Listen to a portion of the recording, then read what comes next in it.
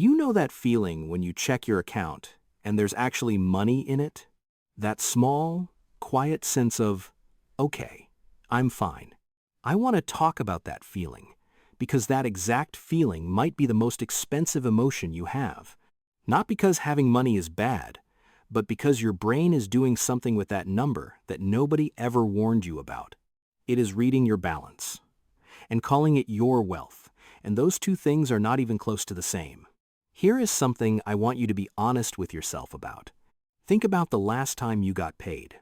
How did it feel when that alert dropped? For most people, it is the one moment in the month where money stops feeling stressful. The tension in your shoulders drops.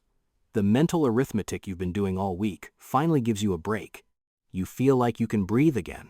And then almost immediately, the month starts eating. Rent takes its cut. Food takes its cut. Transport, airtime, they all take their share. And the one you forgot was already on auto debit. And by the time you get to week 3, that breathing room is gone.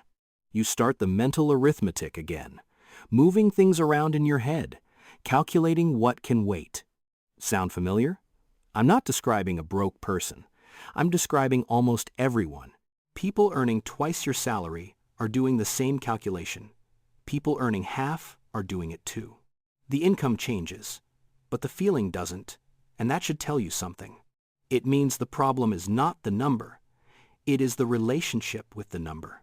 And that relationship, the one between you and what your account shows, is built on a misunderstanding so fundamental that most people carry it their entire working life. That is what this video is actually about. Your bank account was not designed to tell you how wealthy you are. It was designed to tell you how much cash you currently have available to spend. Those are completely different things, and the fact that we use the same screen for both is causing enormous financial damage to enormous numbers of people. Let me show you what I mean. Imagine two people. They both have the same job, same salary, and live in the same city. You'd assume their financial situation is roughly similar, right? Alex checks his account on payday, sees $300,000 and instantly feels rich. Meanwhile, Sam checks his account on the same day, sees $80,000 and feels behind. Now, here is the part that flips everything. Alex's $300,000 has a car loan eating $40,000 a month, a credit card he's been rolling over, a buy now pay later balance he keeps forgetting about. His actual net position, what he genuinely owns, minus what he genuinely owes, is negative. He is not wealthy. He is cash flow positive and net worth negative, which is a very uncomfortable place to be, especially because it doesn't feel that way.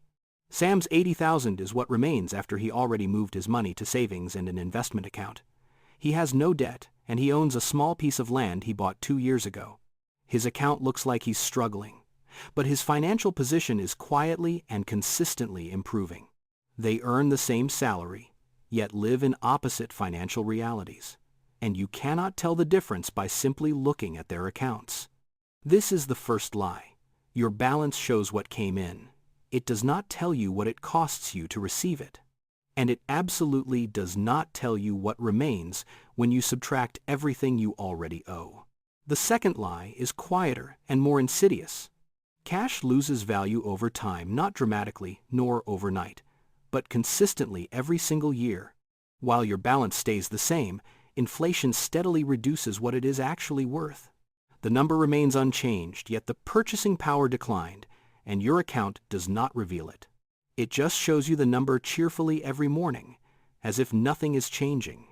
So your account doesn't just fail to show your real wealth, it also makes you feel more stable than you actually are, while your real financial position quietly changes over time. Here is the thing that took me a while to understand properly. Banks aren't trying to confuse you, but the system they built affects how you think about money, and it benefits them more than it benefits you. Think about what happens when your account has money in it. Your guard drops. Tracking spending feels less urgent. You treat yourself a little and say yes to things you'd have said no to at the end of last month. This is not weakness. It is human psychology responding to information. And the problem is that the information is incomplete.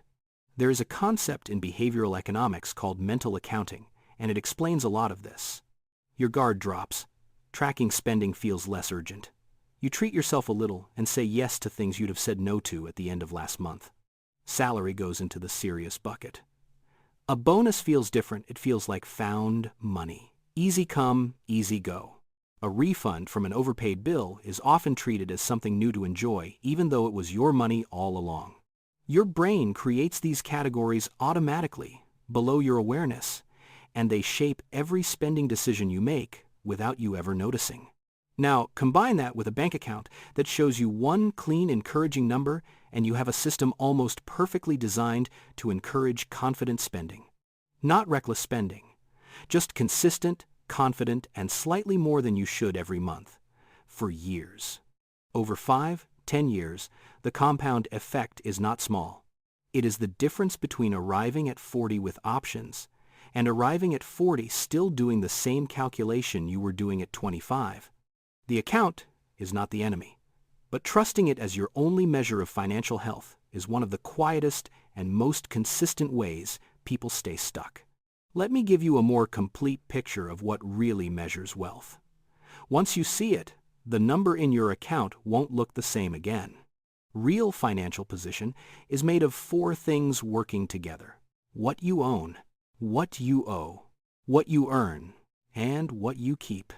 Your bank account reflects only a portion of what you earn. That's all. It does not account for the other 3. What you own, your assets, is the most important number people never calculate. An asset is anything that holds or grows in value independent of your next paycheck. Land, stocks, a business, or pension contributions. Anything that continues to work while you don't. What you owe, your liabilities, is the number most people are vaguely aware of, but prefer not to look at directly. The car loan, the credit card, or a loan from a family member that is often treated as if it does not really count. All of it counts. When you subtract what you owe from what you own, you get your net worth, and that is the only number that shows the full picture. Now, here is the uncomfortable version of this. Most people, if they calculated their actual net worth today, they would find a number much smaller than they imagine, or in some cases, negative. That is not a judgment. It is simply what happens when wealth is measured with the wrong instrument over time. You cannot build something accurate with an inaccurate tool, no matter how carefully you use it. Here is why this matters more now than it ever has. The gap between how wealthy people feel and how wealthy they actually are has never been wider. Inflation is eroding cash savings faster than most accounts can compensate. Debt has become more accessible and more normalized than at almost any point in recent history. Lifestyle costs continue to rise, while wages for most people are not keeping pace. Which means the number in your account today, even if it appears healthy, is working harder just to maintain the same position than it was 3 years ago. Standing still is not neutral. In this environment, it effectively means moving backward. Your bank account, showing the same number as last month, will not reveal this. It will simply show the number. So, why do so many intelligent people get this wrong for so long? Because most people were never taught to think about money this way. Schools did not teach it. Most parents did not teach it often, because they were never taught either. What was passed down was a simplified version. Check your balance, do not spend what you do not have, save a little, and work hard. That advice is not wrong. It is just radically incomplete for the world we are actually living in. This is where identity comes in, the part that makes these patterns persist, even when people begin to learn better.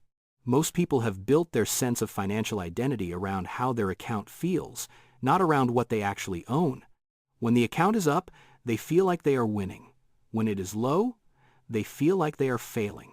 So a great deal of energy goes into managing the number, making it look okay and feel okay, instead of building actual wealth, which looks very different and often feels worse in the short term. Building wealth often means letting your account go lower on purpose, voluntarily, regularly, moving money to where it can grow, instead of where it simply sits. That runs against every instinct the account has trained into you. So you end up in this strange situation where doing the right thing financially feels like you're losing. Most people, understandably, stop doing the right thing. The feeling of going backwards is genuinely uncomfortable, and no one is there to point out that the instrument is misleading. So, what actually shifts when you understand this properly? Not as an interesting idea, but as something you actually internalize. The first thing that shifts is what you measure. You stop treating your account balance as a report card. You start building a real one. Assets on one side, liabilities on the other. The gap between them, your net worth, becomes the number you track. It doesn't have to be perfect or large. It just has to be real. Because a small, honest number is more useful than a large, comfortable illusion. The second thing that shifts is how you interpret the account going down. Because there are two reasons an account can go down. You either spent it or you deployed it, and those are completely different.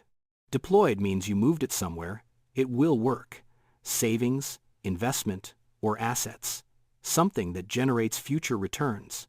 Spent means it is gone. You exchanged it for something that is fine. You have to live. But spent and deployed are not the same, even though most people treat them as if they are.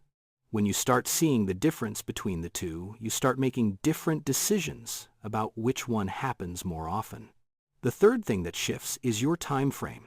When your only measure is your account balance, your financial thinking naturally stays in the present. How much do I have right now? Can I afford this right now? Does it feel okay right now? But when you start tracking net worth, the questions naturally expands. Where will this number be in a year? In 5 years? What am I building toward? And that extension, from thinking in months to thinking in years, is one of the most powerful financial shifts a person can make, not because of the tactics that follow, but because of the questions it generates. Better questions lead to better decisions, and better decisions, made consistently, compound easily. The compound effect of better decisions is where real wealth comes from. Not from one big moment, windfall, or from finally earning enough, but from consistently making slightly better decisions with whatever you currently have. And that genuinely starts when you stop letting a number on a screen define your financial reality. The account is good information, but incomplete information. And incomplete information, treated as complete, is where most financial confusion begins. You deserve the full picture, not because finance is complicated, but because the decisions you make with it are your actual life. Let me close with this. Every morning you check your balance and feel good or bad based on a number that was never designed to tell you how you are actually doing. It was designed to tell you your balance, nothing else. Everything you read into it, the security, confidence, relief, or dread, is you filling in gaps the number was never built to fill. And so you make decisions based on a feeling created by an incomplete picture. Every day, every month, every year, it is not a personal failure, but a design problem you were handed without instructions. But now you have the instructions, in which they are simple but not easy. Know what you own and owe, track the gap, and make decisions that move that gap in the right direction. Not perfect decisions, but slightly better ones consistently. Because here is the truth that your bank account will never show you. Wealth is not what your account says you have.